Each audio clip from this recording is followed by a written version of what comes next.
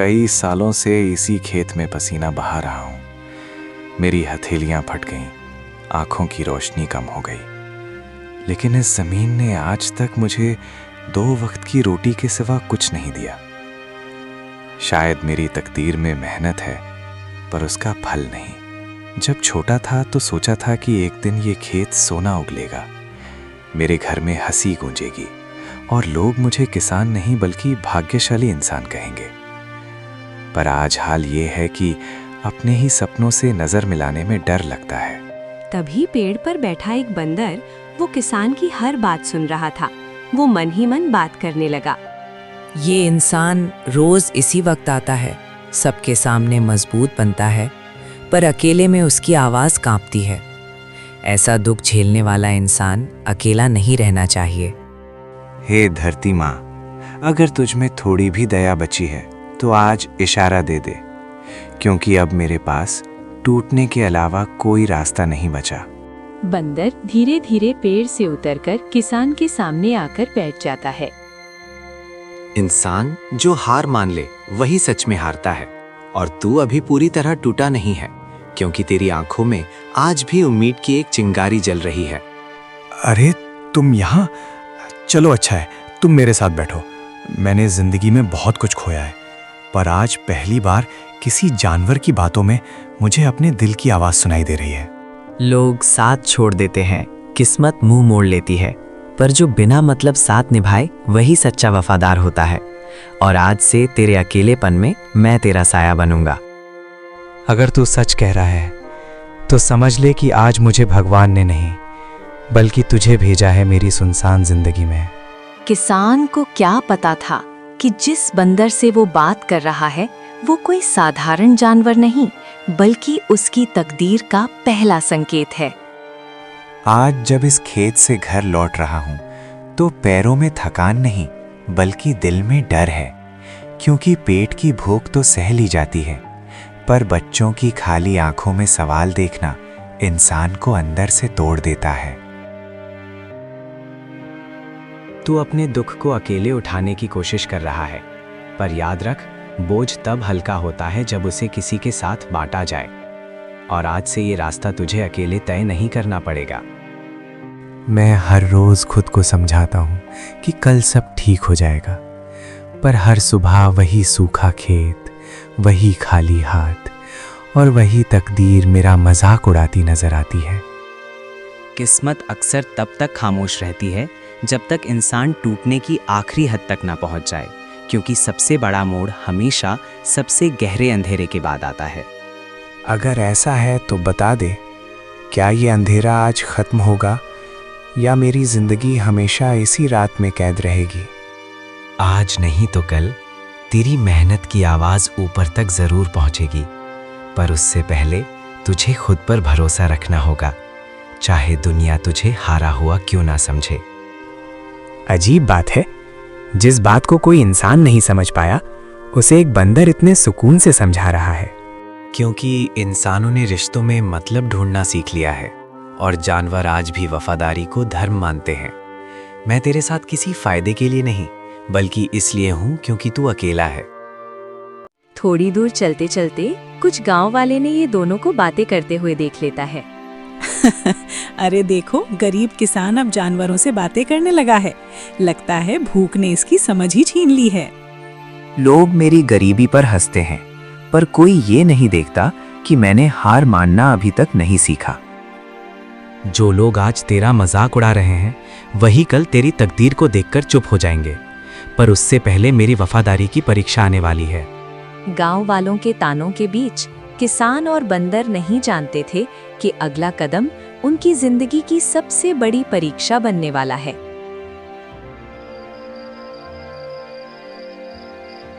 आज दिल अजीब तरह से घबराया हुआ है, जैसे कोई अनहोनी इस अंधेरे में मेरा इंतजार कर रही हो। मेहनत से ज्यादा डर अब इस बात का है कि अगर सब कुछ और बिगड़ गया तो मैं अपनों को कैसे बचाऊंगा। जब दिल बेचैन हो तो समझ लेना कि किस्मत चुपचाप कोई खेल रच रही है, और आज की रात साधारण नहीं है। आज तुझे सिर्फ करीब नहीं बल्कि मजबूत बनना होगा।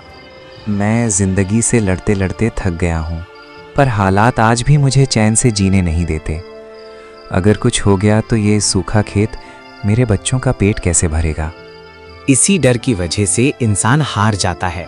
पर याद रख, जिसके पास खोने को कुछ नहीं होता, उसी के पास लड़ने की सबसे बड़ी ताकत होती है। तभी अचानक दूर से पैरों की आवाज सुनाई पड़ती है। ये आवाज इस वक्त खेत में कौन हो सकता है? इतनी रात को कोई भला यहाँ क्यों आएगा? डरो मत, पर सावधान रहो, क्योंकि कुछ लोग मेहनत नहीं, दूसरों की मजबूरी का फायदा उठाने आते हैं। आज यही सही मौका है। इस गरीब को क्या पता चलेगा, थोड़ी सी जमीन, थोड़ा सा अनाज और हमारी जेब भर जाएगी। हे भगवान, ये लोग मेरी बची खुची उम्मीद भी छीनने आए हैं। अगर आज ये खेत चला गया तो मेरी जिंदगी भी यहीं खत्म हो जाएगी। आज अगर कोई तेरी मेहनत को हाथ लगाएगा तो पहले उसे मेरी वफादारी से गुजरना होगा, क्योंकि दोस्ती का मतलब सिर्फ साथ चलना नहीं, बल्कि जरूरत पड़ने पर सामने खड़ा होना भी होता है। तभी बंदर अचानक जोर से पेड़ पर चढ़ता है और पत्थर गिराता है, आवाजें निकालता है। अरे भागो, ये जगह ठीक नहीं लग रही। लगता है कोई भूत प्रेत या जानवर है यहाँ।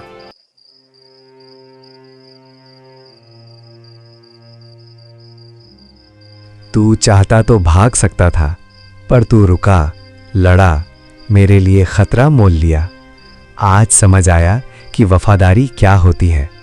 वफादारी वही निभा सकता है जो बिना किसी स्वार्थ के किसी और की तकलीफ को अपनी समझ ले। और आज ये खेत नहीं, तेरी उम्मीद बची है। उस रात किसान तो बच गया, पर किस्मत ने अभी पूरी परीक्षा नहीं ली थी, क्योंकि अगली सुबह एक ऐसा सच सामने आने वाला था जो सब कुछ बदल देगा। सुबह का समय, गांव की चौपाल पर भीड़ जमा हो गया।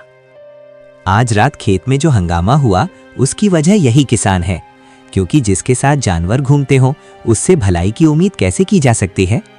मैंने किसी का कुछ नहीं बिगाड़ा। मेरी पूरी जिंदगी मेहनत और ईमानदारी में बीती है। अगर रात में शोर हुआ तो वो मेरी मजबूरी थी, मेरी साजिश नहीं। गरीबी इंसान से सब कुछ छीन लेती है, यहाँ तक कि इज्जत भी। और जब इज्जत चली जाती है तो इंसान कुछ भी कर सकता है। मैं गरीब जरूर हूं, पर बेईमान नहीं। अगर भूख लगी तो रो लिया, पर कभी किसी का हक नहीं छीना। लोग कहते हैं कि इस किसान के साथ एक बंदर रहता है जो रात में डर फैलाता है। शायद वही इस गांव के सुकून का दुश्मन है। नहीं नहीं, वो बंदर किसी का दुश्मन नहीं, वो तो मेरा साथ देता है जब पूरी दुनिया ने मुझे अकेला छोड़ दिया था। गांव का नियम साफ है, जो शांति भंग करे उसे गांव छोड़ना पड़ेगा, चाहे वो इंसान हो या जानवर। अगर सजा देनी है तो मुझे दो, पर उस बेजुबान को मत सताओ। उसने तो सिर्फ मेरी जान और इज्जत बचाई है। उधर बंदर पेड़ पर बैठा सब सुन रहा है और मन ही मन बोला, इंसानों की दुनिया अजीब है। यहाँ सच बोलने वाला भी दोषी बन जाता है। अगर मेरी वजह से इस किसान को सजा मिलेगी तो शायद मुझे ही कोई बड़ा फैसला लेना पड़ेगा। या तो ये बंदर गांव छोड़ेगा या फिर ये किसान, क्योंकि अब दोनों साथ नहीं रह सकते।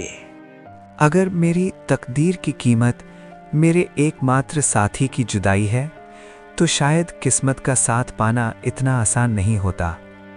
वफादारी ने किसान की जान तो बचा ली, पर अब उसी वफादारी की वजह से उस पर सबसे बड़ा इल्जाम लग चुका था और अगला फैसला जिंदगी बदल देने वाला था। शाम ढल रही है। किसान अकेला खेत के किनारे बैठा है। आज पहली बार ऐसा लग रहा है कि गरीबी से ज्यादा दर्द साथ छोड़ने का होता है। जब इंसान का अपना भी पराया बन जाए और जो पराया था वही सब कुछ बन जाए।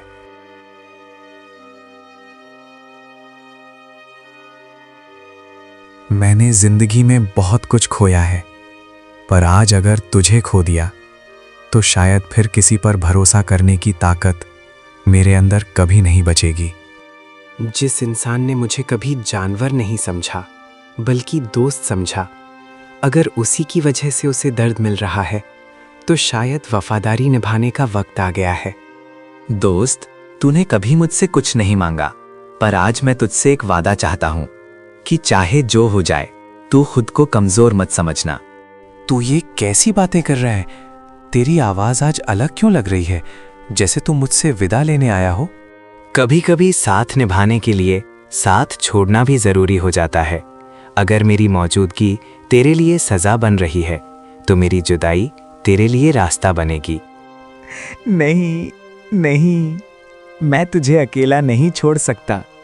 जब पूरी दुनिया ने मुंह मोड़ा तब तू मेरे साथ खड़ा था, और अब तुम साथ छोड़ने की बात कर रहे हो। वफादारी का मतलब हमेशा एक साथ रहना नहीं होता। कभी कभी दूर जाकर भी किसी की जिंदगी बचाई जाती है। मगर तू चला गया तो ये खेत, ये घर, ये जिंदगी सब फिर से सूनी हो जाएगी। मैं तुझे जाने नहीं दूंगा। अगर तकदीर सच में तुझ पर मेहरबान है तो हमारी मुलाकात फिर होगी, और उस दिन दुनिया देखेगी कि वफादारी किसे कहते हैं। बंदर धीरे धीरे वहां से चला जाता है। किसान को लगा कि उसने अपना आखिरी सहारा खो दिया, पर उसे क्या पता था कि यही कुर्बानी उसकी तकदीर का सबसे बड़ा दरवाजा खोलने वाली है। अगली सुबह खेत में हल्की धूप, मगर किसान का चेहरा बुझा हुआ। कल तक जो खेत मुझे बोझ लगता था, आज वही खेत मुझे काटने दौड़ रहा है, क्योंकि अब इसमें मेहनत तो है पर साथ देने वाला कोई नहीं। लोग कहते हैं समय सब ठीक कर देता है, पर समय भी तभी मरहम बनता है जब कोई दर्द बांटने वाला हो। और आज मेरी जिंदगी में खामोशी ही खामोशी है। तभी उसने देखा अचानक जमीन पर कुछ चमक रहा है। ये क्या है? कल तक तो यहाँ कुछ भी नहीं था, आज अचानक ये कैसे हुआ? कहीं ये जादू टोना तो नहीं है? देखता हूं क्या है। ये तो सिक्के हैं, पुराने लेकिन कीमती। क्या सच में मेरी तकदीर इतनी देर बाद जागी है? हे भगवान, अगर ये तेरी देन है तो मैं इसे अहंकार नहीं बनाऊंगा। बस इतना चाहता हूं कि मेरी मेहनत और वफादारी झूठी साबित ना हो। तभी बगल वाली पेड़ पर हलचल होती है।